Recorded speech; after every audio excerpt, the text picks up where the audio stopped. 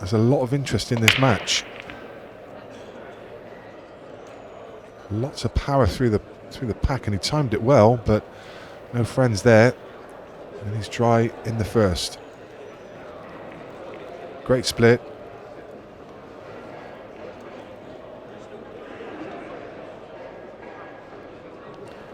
A couple of things to work out there for Jack. The Reds look like they're all in the open, apart from that one next to the yellow on the right hand side, but he does have the ball just on the inside of that he can use to develop. So in fact he's gone straight across there now. Seemed to be, I mean, I understand why he's gone over there now, but I would have thought the odds would have been maybe trying to drop down on the ball to the right hand side and then go back up, play the one closest to the cushion and come over and bump into that other red. Playing it the way he did, it wasn't guaranteed to get him open, wasn't guaranteed to land on anything. He's left himself a tough shot. This one could have been a lot easier. Good pot though, and now he's got that shot that I mentioned. Yeah, that was a confidently struck pot, wasn't it? Only cued that into the pocket. Yeah, it didn't seem to be showing too many nerves there. I mean, some players, when they come out into this arena environment, they've just been introduced on, all the cameras are pointing at them. Fairly intimidating. Jack having none of it. Just nailed that first ball, and that will give him a lot of confidence. Just needs to try and flick the yellow. Would have loved to have got the yellow and left the red where it was, but it's okay. Could have been better. He's got options. But he's going to have to come back up for that. He would have liked to have taken that as his next ball. Has to find a way to come back into bulk. He could do it off the ball to bottom right, screw straight back. I think he's going to play the one to bottom left and try and find a slightly better angle. Yeah, the angle bottom right actually didn't look bad, did it? I think I might have been tempted to have played it then, because as you see now, the risk is of getting a worse angle. Now he's going to have to do it off the final ball. Yeah, but he's in a spot of bother now, isn't he? Because he's going to have to, you know, this should have been his transition ball, but he's going to have to take it now. It's going to be hard to get up the top of the table from the one that's on the bottom cushion. And he's got too much angle here as well. Can he thin this in and hold on the yellow? He's going to make sure he doesn't end up straight on the final ball as well. Well, that's okay, but actually the problem is he really needs to get over to the top left-hand corner. He wants to be a bit closer to straight, and then he could have run it around two rails. He's now going to have to, I think, probably just come off one rail and try and judge the line. Yeah. Needs a fair bit of side on this ball.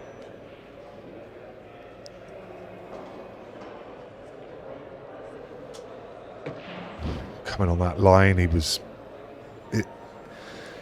the wider you come there, the more margin of error you've got. When you're coming that close to the ball, he really didn't have much at all.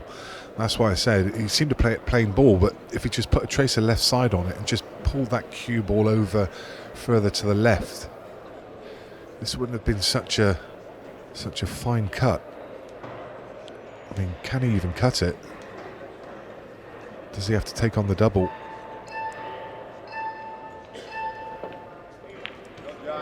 The cut it was. How's your luck?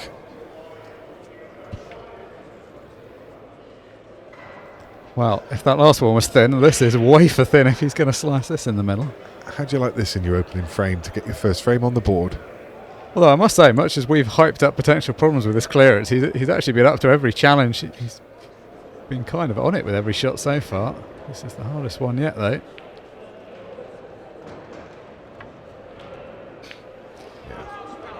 I mean, it was so thin, that was basically almost the line he did need to take. Yeah, it was wafer thin. It's almost past the pocket. It's certainly on the top lip. So Niall Sweeney gets first opportunity to get his hand on the table with ball in hand, luxury ball in hand as well. That's going to help him. And straight away he's just going to play a little developing shot, snookering behind the other yellow.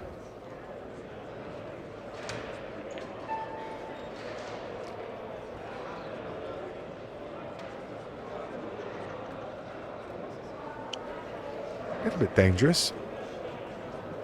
Let's give Jack.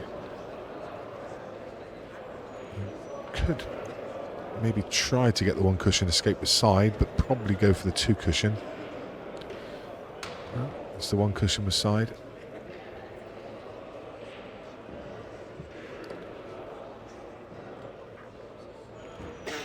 And ball in hand again.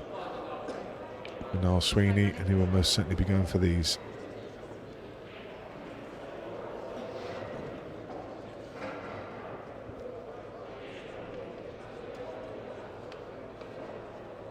I think my preference is to take the one that's closest to the right corner now. I don't know if he's placing this to just go up and nudge into the top of the yellow, the top of the two yellows, but there is always a danger you can push it to the cushion and make it worse than it is.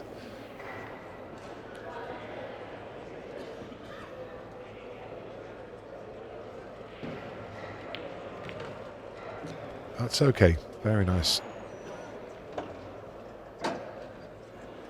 Judge the line well.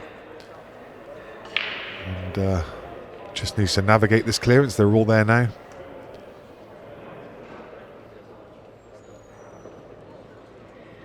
In theory, it's quite a long race here, a race to 8. But we can see from the fact that we've already had 6.5 minutes played, it's quite possible time becomes a factor. So getting off to a good start, all the more important.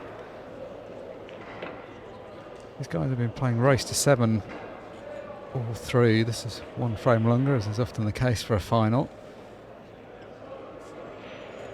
In previous years we've played races to 6 for challenger events, but actually the standard of the players is so good now that even the races to 7 for the most part have been happening fairly quickly.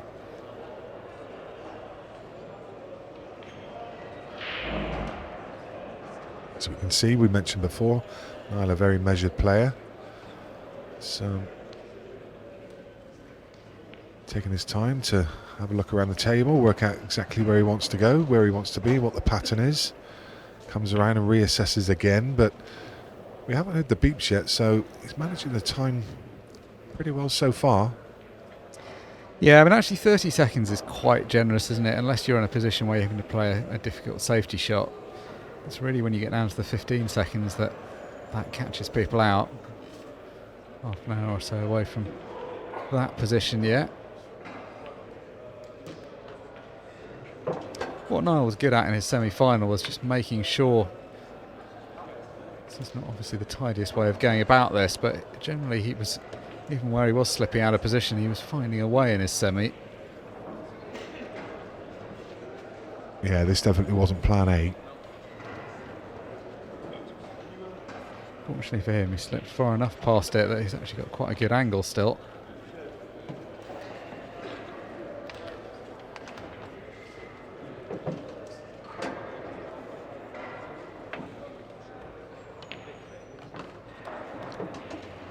Well, there may have been times in this first frame that Niall Sweeney feared the worst, that it was going to go against him because Jack just kept on potting, but it was just one ball too many, and Niall jumps on the chance, takes it and wins the opening frame.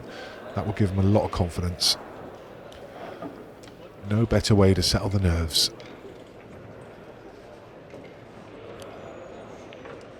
Just dropping back in it on the semi-final.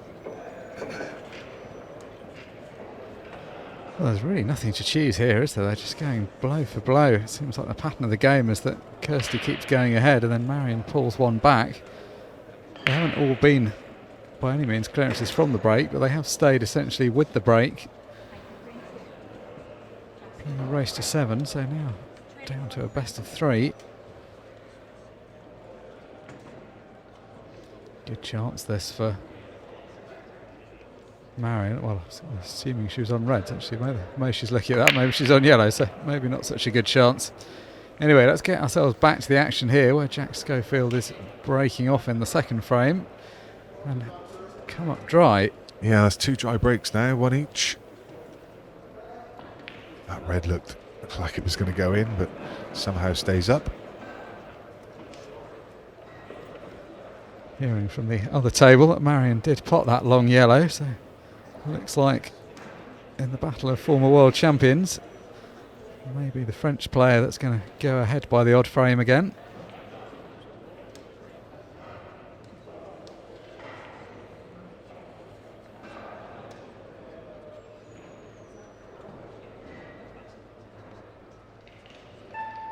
Shouldn't underestimate the importance of this match. Obviously they're playing for some silverware, which is our first concern, but also playing for promotion into the Pro Series. Just by getting to this final, both of them have amassed a lot of points. Winning the event will probably guarantee enough to take pro status next year. It's probably one of the worst places on the table for Nile to land. He's sat right on top of the red, and he doesn't have a shot. And he had a fair bit of margin for error there. So a little bit of a clumsy one.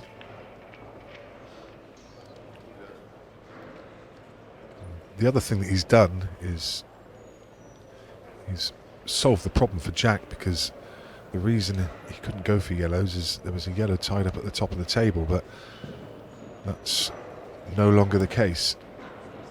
And all the yellows are in the open.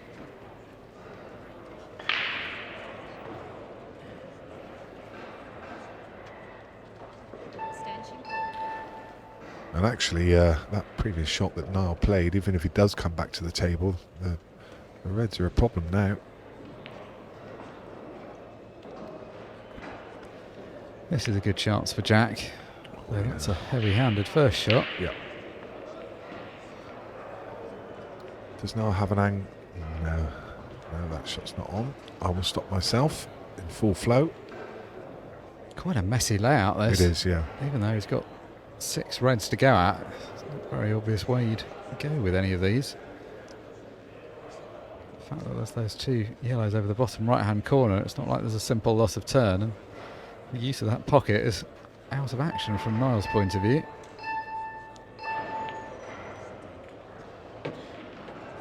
Well, in fact, he did manage to find a loss of turn. He's played it reasonably well. It's important to get the second yellow out the way so that he can just play the same shot in reverse straight away. Yeah, and I think he probably could take a bit more of a liberty there, given the previous shot by Jack. Obviously, he's tied up the 2 yellows at the top of the table. So even if he left that yellow on, there was still a problem. If they were on the open, he might not have been able to play that shot. Now, having tied those balls up, he's going to need to untie them again. Actually looked quite calm there. He got down to 1 second on the shot clock, but wasn't rushing into playing the shot. It's not bad. I think he may have also blocked the 8 ball, so just puts a bit of covering fire in. But I mean, you already mentioned the clock, Mark. You know, we're already in the second frame and there's 12 minutes gone. There's loads of play left in this frame. I find it hard to find a way to get to 8 here. Yeah, I agree. It's going to take a complete change in the pattern of the game, isn't it? Somebody would have to run away with it and start getting some off the break. We could be on for current place quite a low scoreline, although we've had plenty of games that have started slowly in the past that do suddenly speed up. So you're forced to play a bit quicker anyway when we go down to the 15-second shot clock.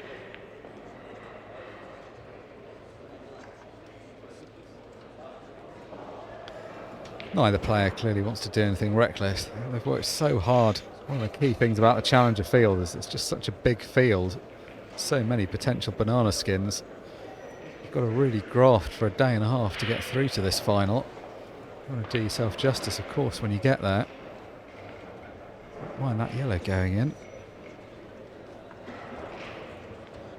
So now, the main priority for Jack is sorting out the bottom right corner, because everything else not in bad shape from his perspective.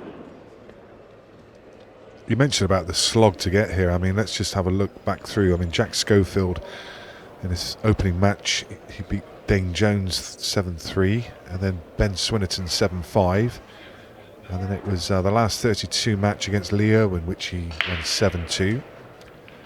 Played Tom Jackson in the last 16, winning that one 7-4. Denny Buchel, the same scoreline, 7-4 in the quarter-final, and then 7-5. It was a close game all the way through that one against James Nesbitt. Jack just managing to secure the last couple of frames to take that win. That's his route through to this point. Some fairly close games there for him.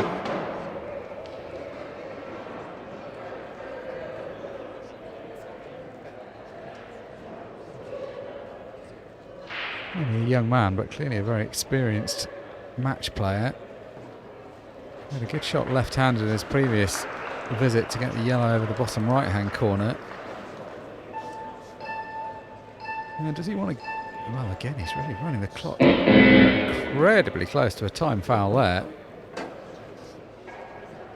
I think it was close enough. The referee may want to review that. Instinctively, it felt like it was just before the buzzer, but that did get very close indeed. While we're just checking that, we'll have a look through Niall Sweeney's route through to this point. His opening game was against Jack Brown, won 7-6. And then he had a series of really tough games. Beat Joe Nolte 7-1. That's a very convincing win against a very adept player. And then Brad Southern 7-2. And then in the last 16, he beat Ross Smith 7-5. Jonathan Coleman beating the Welshman 7-4 in the quarter-final. And then beating the Maltese man Gary Carr. We saw that game on stream. That was a 7-3 win. So some fairly convincing wins. A couple of close ones in there, but obviously both these players incredibly close to a time foul there. Yeah, just in time, I think. Just watching that back and listening to the audio. You can hear the audio through the replay, and I'm sure the buzz was. Does he want to? Well, so again, he's really running the clock incredibly close to a time foul.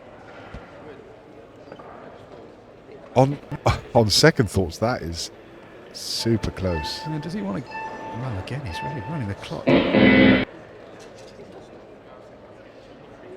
Make a call there. What was the call? Do we know?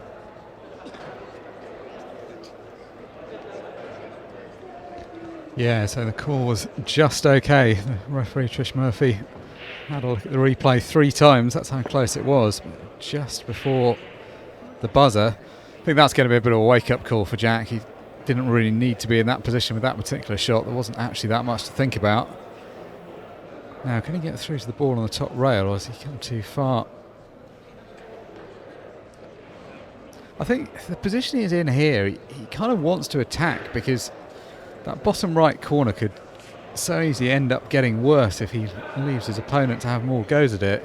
There's some positive options available to him here.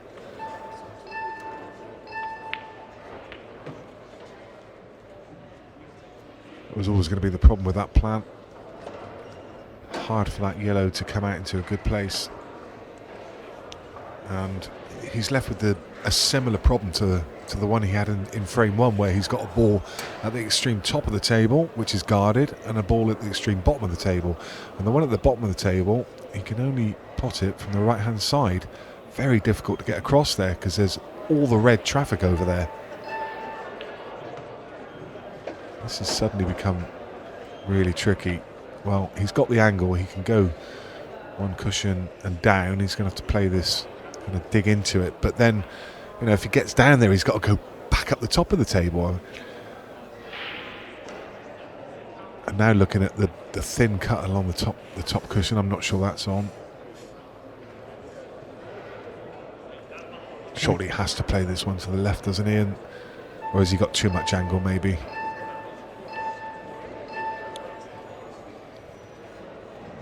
Well, I'll tell you what, it's not a bad effort from where he was. That was a great attempt.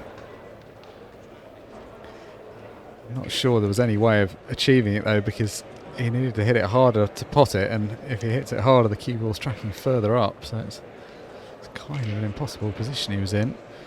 Useful to have got the red there, I mean, to have got the yellow there. Maybe it won't help him that much, because it's that deep in the pocket that Niall's got a chance later on in this clearance. Well, in fact, may go for a loss of turn now. Well, managed to play a combination. I think he was playing that with one eye on it being a loss of turn. Yeah. I mean, it was a clever shot, because he's left the yellow at the top, but there's absolutely no way of getting down table with the traffic that's up there. So he kind of had that in his back pocket. But at the same time, he put himself under a little bit of pressure, because he needs to try and go for a clearance now, and he's only got this double. That's nice, though. Very confidently taken. He's in pretty good shape here now. He'd have been in a mess if he hadn't have made that double, although it wouldn't have been that easy a counter clearance either.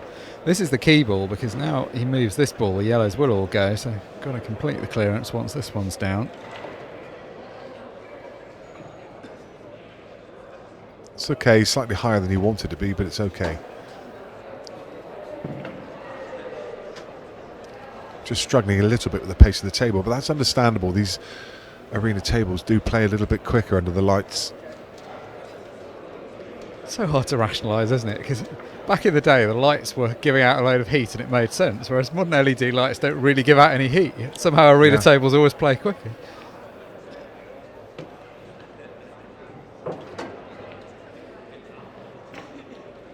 So needs to make sure he gets far enough down the table to leave an angle on the one to middle.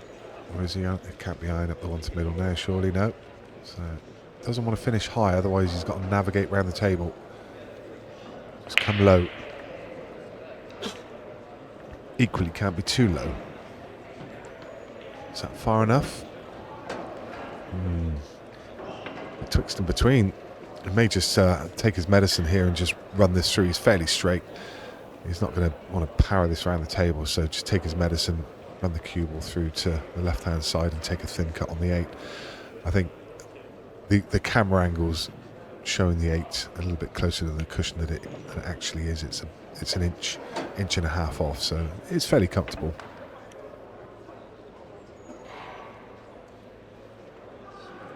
Good chance this for 2-0. It's been 2 slow frames so far, so a 2-0 lead, even though it doesn't sound much, is quite big in the context of the match. Oh yeah, 20 minutes gone.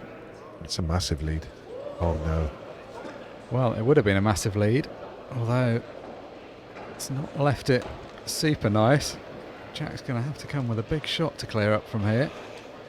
Not an easy safety shot really to play. Jack would have been urging that ball to hold up, because if it finishes 2 inches short of where it is now, he's got a really simple clearance. This is a brave shot. So hard not to overhit this. He knows he needs to hit it hard. You've just got to stay smooth on it. Oh, where's the yellow going? Has he got lucky? No. If he clips the 8 ball there, got a really good chance of pushing it onto the top cushion and maybe even covering the pocket.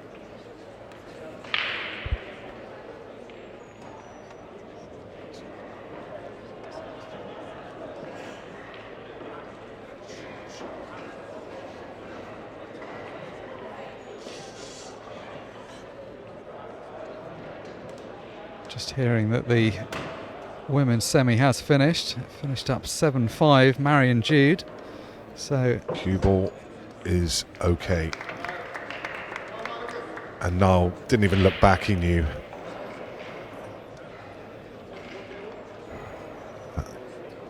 A very important lead, 2 frames there. Normally you wouldn't be too concerned 2-0 down, but 20 minutes gone, that makes all the difference.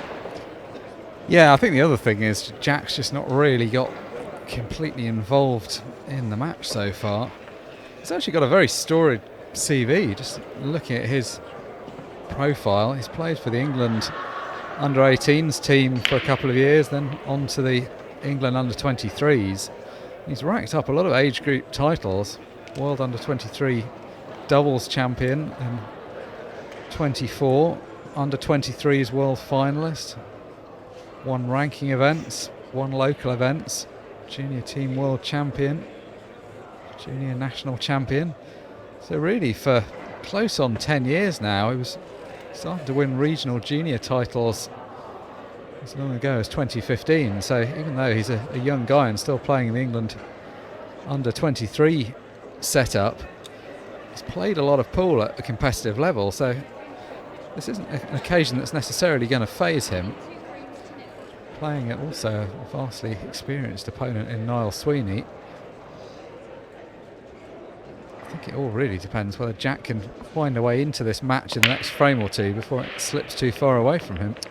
Yeah, strange, isn't it? Because if we think back to that first frame, he seemed to settle quite early. You know, he was going about the clearance quite well. It just started to come to pieces at the back end of it. But, you know, played a couple of great pots early doors and showed a lot of confidence. But just since then, he just seems to have become unsettled and just not been able to find it again. But equally, you know, Niall's taken the chances that have come. It's been a bit scrappy from both sides, to be honest, but that's to be expected. You know, it's sometimes easy to turn the players into robots and just expect every ball to be potted, and you know, we're so used to watching the Dempseys and the Cousins go about break finishes and you know, just making the game look quite easy. We expect the same every time, and of course, you know, these are tier 1 players and they're playing in this arena possibly for the first time under the lights in front of the cameras. There's a big crowd watching out there. There's a lot of people out there. It's a very, very intimidating environment. Yeah, I mean, it's fair to say as well, when the likes of Cousins and Dempsey were out there for the first time, they'll have felt the nerves as well. It's just that they've done it a lot more. Yep.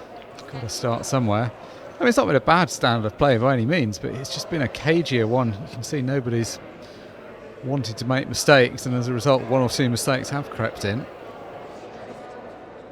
From Jack's point of view, it's really pretty simple. He just wants to get a clearance, just get his arm going.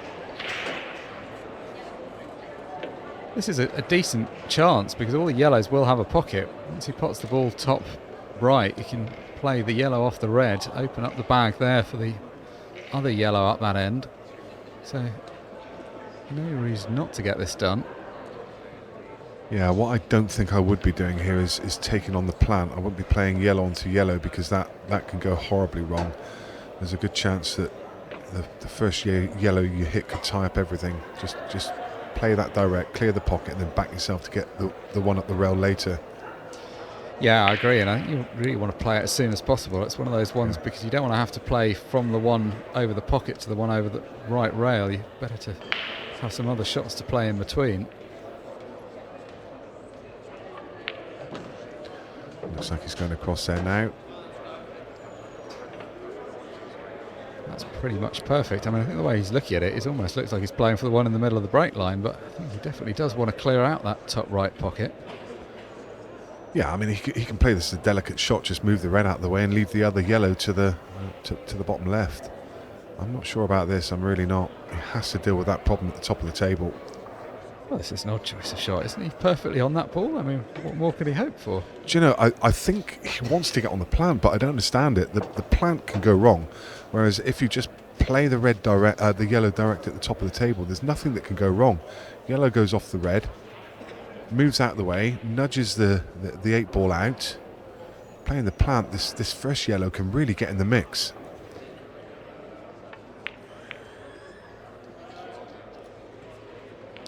And that's exactly what I was talking about. Okay, the yellow didn't go down, but if the yellow had gone down, he's got a yellow stuck in behind the red in the 8 ball. I mean, that was asking for trouble, if you ask me. Yeah, if that red's not there, I think it's a logical plant, but it just didn't feel there that was the percentage choice, given how well he was on it before. It's just the way you see it, though, sometimes.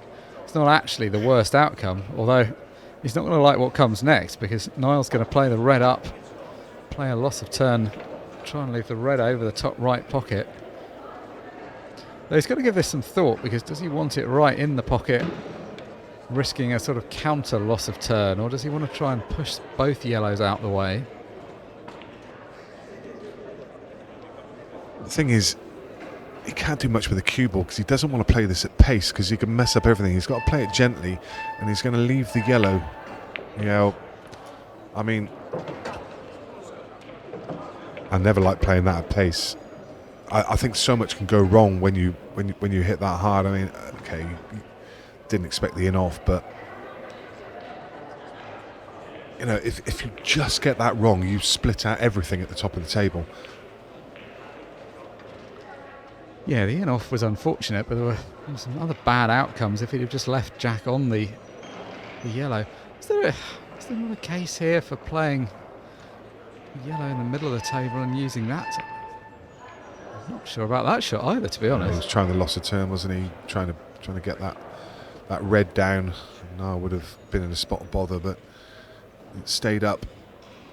The thing about that was he had to get the loss of turn and he had to get the snooker behind the 8-ball. And Yeah. I don't know whether those two were both achievable with the same style of shot. This has got a little careless from both players. I mean, again, with the caveat that it's not been the most straightforward position. Yeah, I mean it's really easy to be critical, and we definitely don't want it to sound that way. The players are at the table and they make their own decisions. We can only call it as we see it.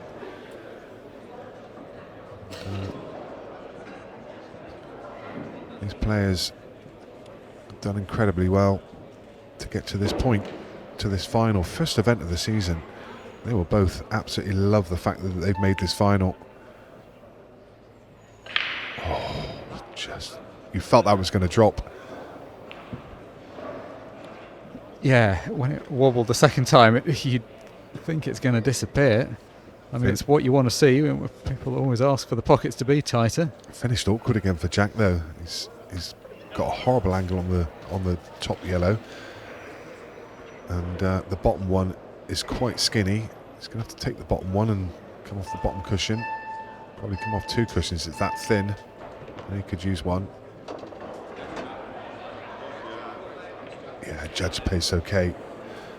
Felt just for a split second, another couple of rolls and this would have been very awkward, but judged it well. Just held on. And for his first frame on the board, Jack Schofield with a simple 8-ball. Well, if there was ever a definition of a frame that could have gone either way, it was that one. Yeah. Some good moments from both of them, but some moments that they'd both like to have again if they look back at it. That one was against the break as well, and Jack will be breaking the next frame, so he's going to have a chance to level things up. From a neutral perspective, that's a good result in the sense, not so much the scoreline, but just the fact that Jack's now a part of this match. If one player gets parked on 0, the game can very much get away from them.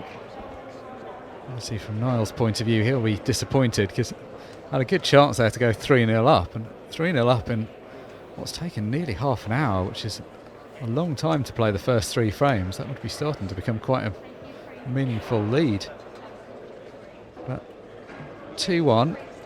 Positives for both players. I mean, neither of them are going to be delighted with how it's gone, but there's both good things have happened.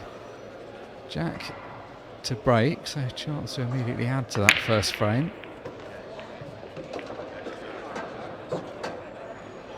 Whereas first one was dry, that's a much better break. Really made a good connection. It's a very nice cut break.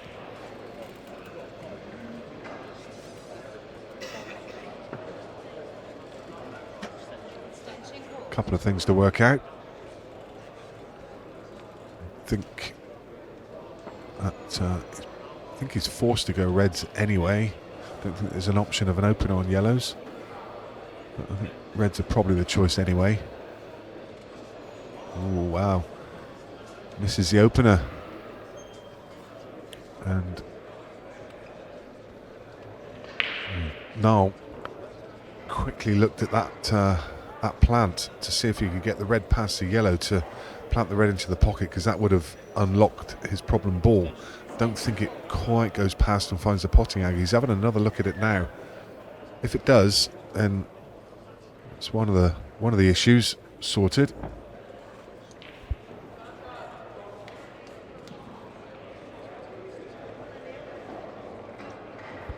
So he's decided to go yellows instead. Of course, it was still an open table.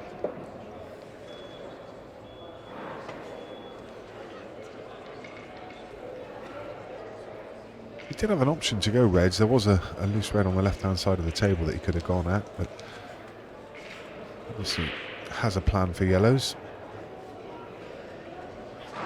Yeah, it's not super attractive, is it, the yellows? The yellow furthest right in the bottom right corner isn't in an ideal spot.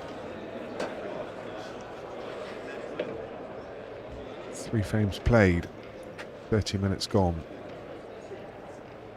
And the chances of someone getting to 8 now dissolving. So it's also brings in the possibility of a shootout if it stays close. Oh, that was a really nice effort. The red just bounces back and covers the pocket, but if it stays to the left, then he's opened up that pocket for everything. Can he flick off yellow and pot the red? Would he be left with anything? I think that's what he's looking at now. He's possibly would have yellow in the middle of the table if it goes long. That's what he played. That's not...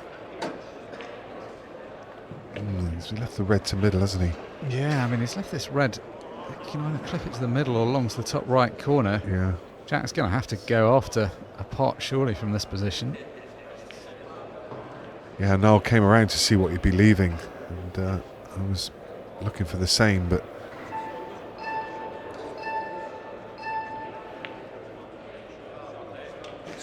that's confident pot. He's judged this one well. He's got a couple of options. He could play across for the one on the left-hand side and then come high on the other red for the middle pocket, or he could screw straight back and play the short position on that red on the right-hand side. The screws, no, it's between both of them there. I think he's played the one to the left to then come high. He's got that angle. He could do either. He could come across the face of the 8 ball and come across the right hand side and take the red in the same pocket. We'd have to judge that one though. That's what he's done. Yeah, unwanted flick on the 8. So tough to judge that kind of line. Just without the flick on the 8, that shot looks great, and just that slight nudge, you end up looking really silly. He's got a problem here. He's got to try and find some way of potting this red. Can he play a loss of turn against the white in behind the 8? Well, no, he was to get past. Yeah, he was looking to see whether he could just squeeze it in off that far knuckle, but wasn't quite there.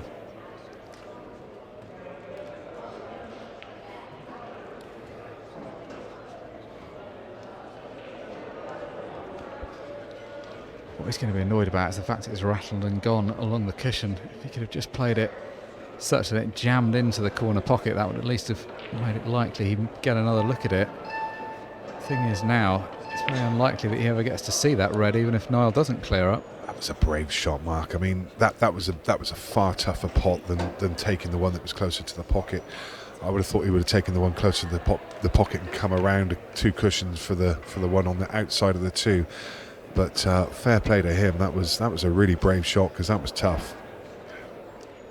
Even though he had the confidence of knowing he wasn't going to leave the red, it's still a difficult shot, because he's leaving a 1 cushion scope on that red, so a miss is not a good outcome. Yeah, the beauty of the one he played as well, when he gets it, he's got a really simple finish. Shows a lot of confidence there, back in his ability.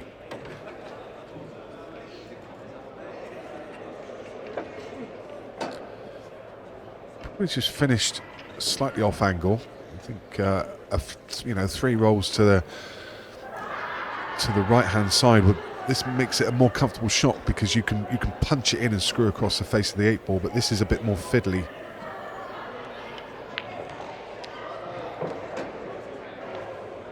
Played it pretty well. It's got the cushion to deal with, but it's not bad.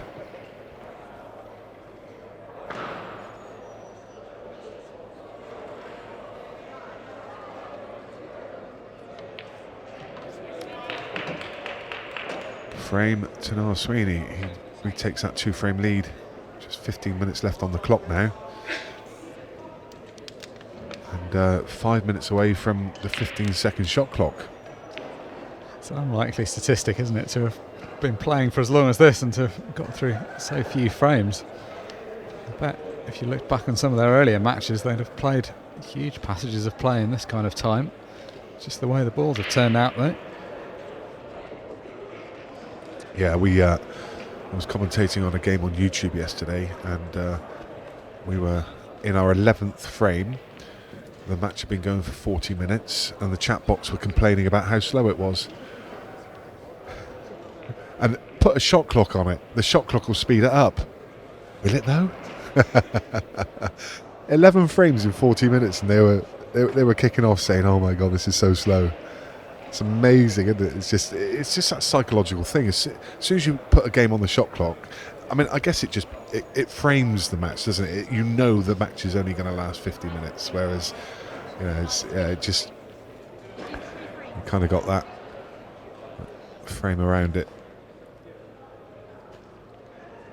I mean, how much has the game evolved as well? If you watch a match from a few years ago, the speed of play and the number of frames you'd get through, it's changed completely with international rules. Oh, I remember commentating on a match with you in Birmingham at the UK tour. It was Giuseppe D'Imperio, and we had the pleasure of commentating on a 1 hour 10-minute frame of world rules. 1 hour and 10 minutes for one frame. And I remember us sitting there having to turn the mics off because we ran out of things to say, because they were just playing the ball into space constantly. I mean, that's just crazy. Yeah, I mean, these rules, I think, even more so than the Ultimate Pool format, have just revolutionised the game, not just at the professional level, but leagues, county, everyone that's playing these rules now. It's just made it so much more positive. I think it's made everyone better players as well. The fact that there's less advantage in playing for a foul, and you've got to learn to clear up in the one visit because you're never going to get two. I think it's just forced everybody to harness skills they probably already had, but just weren't using as much.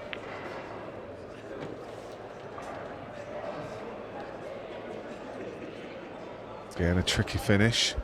The 8-ball tied up on that side cushion, so he just needs to work out whether he's going to try and move it, whether he's going to resign himself to a double. The red is, I think, far enough up the table that he can double it. No, and he's decided to move it. Not much of a better place, you've got to say. I mean, it now has a pocket, but only one, and it's difficult to get on, and it's going to be a tricky pot under pressure as well. He's got to get there, because things are getting a bit harder now. He is on the ball, the middle one of the three. It's a thin cut. He needs to control the cue ball.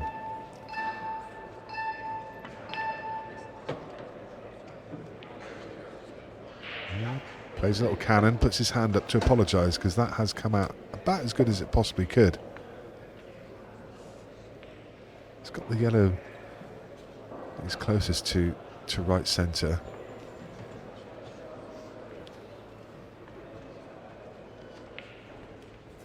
Could you dare play a cannon on the 8-ball from here? I mean, you'd love to, wouldn't you? Because if you full ball cannon it, then yeah, you push it above and you land on the yellow to middle. That's a lovely shot. Now the 8-ball is accessible.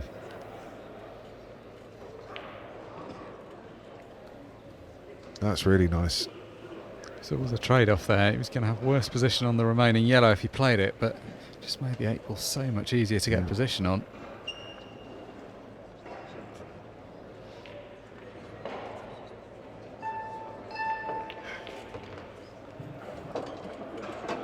Very nice. Just enough, I think. Just enough angle. May have come a little bit straight, but should be able to top it through. I think he can force the angle to get up onto the 8-ball. If he had a slight bit more angle, it would have been much easier, because he could have naturally drifted it past the red, but little flick on the red, but the 8-ball's there. It will cut back. This has been better from Jack Schofield. I think he's going to feel so far that he's got bogged down in a match he didn't really want to get involved in, and hasn't quite shown what he can do. That's what he can do, though. That's a much better visit. That's the best visit in the match so far. Looked really competent, really confident. Took them out very nicely indeed. And again, we're back on break. Jack breaking in the next frame, I believe, in frame 6. So he's got the opportunity to draw level in the next. And it's very much game back on again. We're going to hear the chime soon, though. The dreaded 15-second clock is imminent.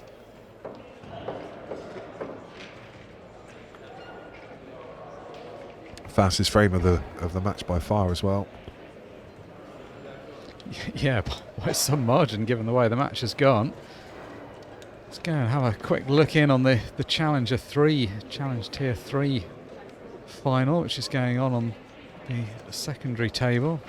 A really live on impressive, YouTube. yeah, a really impressive weekend by Adam Jenkins so far. We were doing the comms on him earlier, and the guys that were watching on that know Adam were saying that he doesn't play county. He's just like a club league player.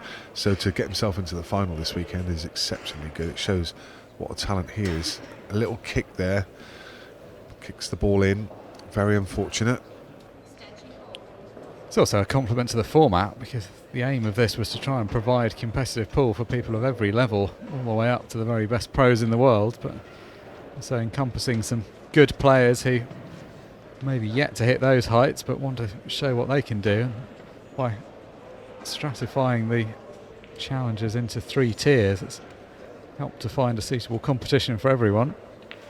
Difficult job that. Anytime you do an ability-based tiering, you get people with complaints in either direction. The organisers have done their best to try to make the field fair. Now trying to bump the 8 ball and promote it into a better position, but gets a thin glance on it and just pushes it closer to the cushion.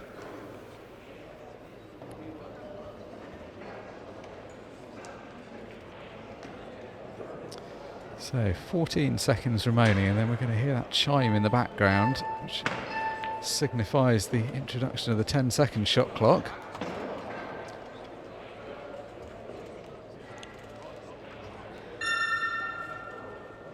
So this will be the last shot played at 30 seconds. Jack still has his extension as well, so can take his time to try and work this out. It's a bit of a tricky finish on yellows. They are all there. And he's under pressure as well, because the reds look good now.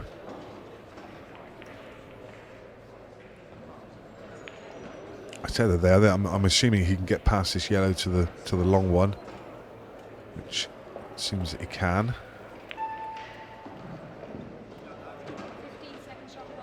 Yeah, so big shot coming up here. Needs to pot this in the corner, screw off the cushion across the face of these yellows and land up on the right hand side of the table. Unless he can. Yeah, that was the shot. Wasn't sure how he was queuing up there, but that's a really nice shot. He's looked a different player, hasn't he, in the last frame and a half? Yeah. Trouble is, he's still got his work cut out. He's got these 2 at the top of the table, and he needs to land on the 8 ball. I wonder. He probably needs to try and get up for the one at the top of the table now. If he can't, I just wonder whether the 8 ball, does it double? Is there a gap through those 2 reds for a double on the 8? Instinct says it might be, and actually the red that's below the pocket might actually help him. It might be a guide for him, but that's betwixt and between. That's no man's land. He's going to have to take the yellow long now. But even then, how does he get on the last one?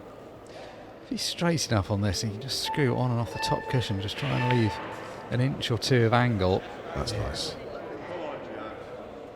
And now he's left it at such an angle that he could actually land on the 8 ball. He's got a nice angle here just to drift down table and land below the left centre pocket. And he's judged the pace pretty well. This has been a really good clearance, particularly in the circumstances of being frozen away for a while and getting into some scrappier frames. He really found his potting boots the last couple of frames. Very good. Tell you what, Mark, as well, the added pressure of the beeps in the background with the 5 seconds left. I mean, how well did he handle that? That was a superb clearance. Top draw stuff. And it's a different player we're watching now. Jack Schofield striding out, and he must be full of confidence. So 40 odd minutes played so far, 3 apiece. All the options still a possibility. Win for either player or the draw. If the clock does get down to 0 and the scores are tied, we'll go to our second 6-red shootout of the weekend. The first one was one for the ages. Craig Wadham against Aaron Davies. Amazing that the match ended up in the 6-red. Competitive time set by Wad, and then phenomenal response from Aaron Davies. 18.5 seconds. Could we see more of that drama as the crowd builds around the table? This match reaching a crescendo. Oh, the cue ball got a nudge, then a second nudge. It did well to stay out of the pocket, but it is dry. If he got kicked in off, this would be a much easier prospect having ball in hand. But he does have an opener. He's got openers on yellows and reds. Options. Reds are really wide open. Couple on the cushion, but where Jack's been playing, you've got to quite fancy him for this clearance now. If he can hold it together and play the way he's been playing the last few frames, he could be taking the lead. And in his head, that's what he wants to do. He's going to feel like it. Ooh, yet again, so close. The referee's going to be looking at that for certain. Oh, she said it's okay. That was close. I'm surprised he keeps letting it happen, because I think normally when you get a bit of a warning the first time, it makes you realise you're running out of time. Well, the thing was, when it was at 1 second, it was a long drawback, and you just felt like pushing the boundaries. And I think that was the shot clock pressures eventually got to him there. It's just, I think his natural style is to get down on the shot, and then he takes like that naturally sort of 4 or 5 seconds to compose himself before he pulls the trigger. And he's not getting down on it soon enough, so he's not quite ready to pull the trigger by the time the 1 second's on, on the clock. And that time he pulled the trigger when there's 2 or 3 seconds left, probably even earlier in his routine, which meant he's missed a makeable finish. Niall Sweeney with work to do, though. That's the only saving grace here for Jack Schofield.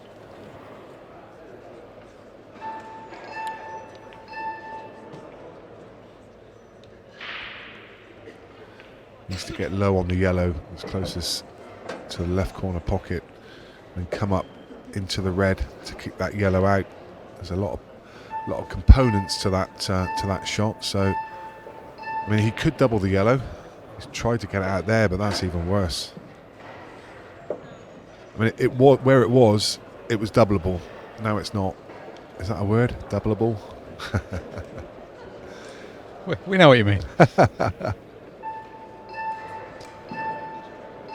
He has at least still got that breakout ball. Had to use that ball he's just played to sort out the right-hand side. Now he's going to have to use the one over the left pocket to sort out the other tied-up ball. Yeah, all about this shot. Can he judge the pace well? Oh. I was going to say he's got to be careful. I think you probably want to play it gently and just push it over the middle. The thing is, if you want to get it to middle, you've got to judge that so well. I would have rather seen him hit it a bit harder, because at least it's probably going to come out. As soon as you go past the middle, you're going to be left with a tough one.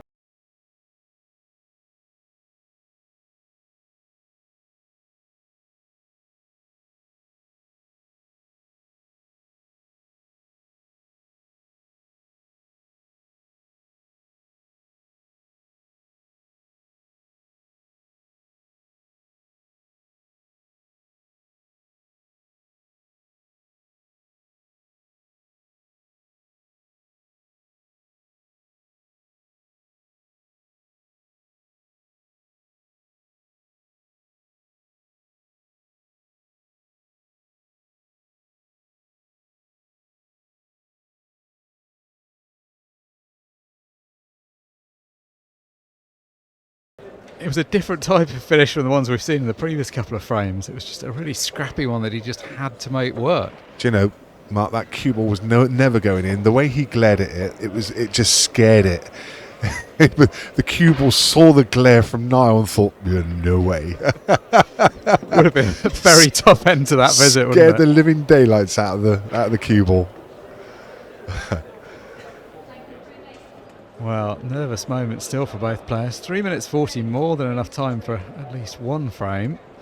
Jack's going to hope he can just get a ball off the break. What he doesn't want is a scrappy frame. Ooh. Some extra pace in, but he has made a ball. Cue ball hopped, and just for a split second you thought it was going to jump off the table. It stays on. It could have been the end of the match if they had jumped off the table, but So close. It just catches the top of the cushion and stays on. So has to be red, you feel. I think they all have a pocket. I think even the red that's just we see there in shot to the right hand side, I think it goes to bottom left. Well, it's tight, but I think it just goes. it would be fitting, wouldn't it, the way this match has gone. Yeah, it deserves it. It really does deserve it. He's taken a chance there. He really did take a chance there. Did he need to do that? I mean, okay, if it comes out, it's glorious, but that's just a risk too far for me.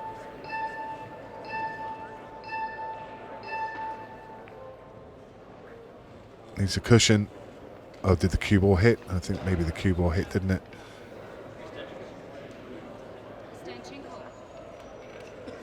Yeah, with ball in hand, that would have been disastrous because Niall could have just taken his time.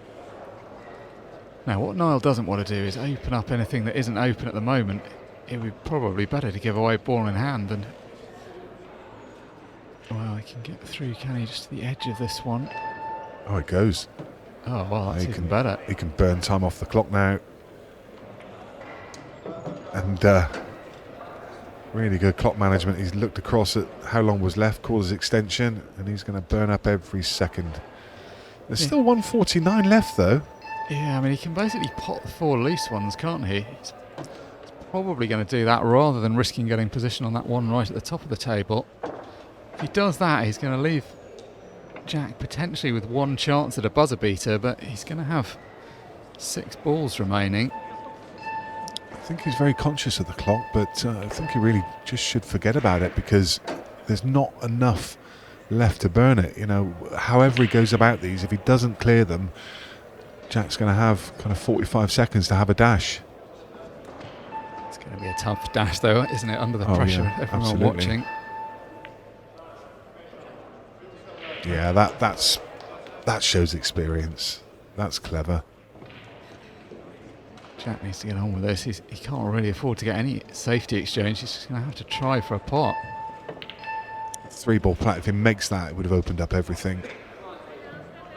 And you feel that is that. So I'd like to think there's a bit of drama left, and Niall is going to see this one out. He's got a pot to the top left, and doesn't need to do much more than that. Just give himself a shot, and he can burn this clock down to 17 seconds. What a good game, Mark. I mean, it started slowly, and you know there's been mistakes from both, but you know, nonetheless there was still drama right to the end. And you know, you always know it's going to be a good game when every result is possible right till the last couple of minutes. It's been a really entertaining game, hasn't it? What you'd say about Niall is that he's just handled the pressure really well. It was a scrappy game, but he just did what he needed to. What a performance that was. His first Ultimate Pool title, Niall Sweeney. Yeah, well done, Niall Sweeney. Commiserations to Jack. That was a valiant run, a really good effort, and you can hold your head high and be proud for a great weekend's work. Just came up slightly short in the final, had some great chances, but that was really awesome. We'll hear from Steve Jameson. The presentations are coming up very shortly.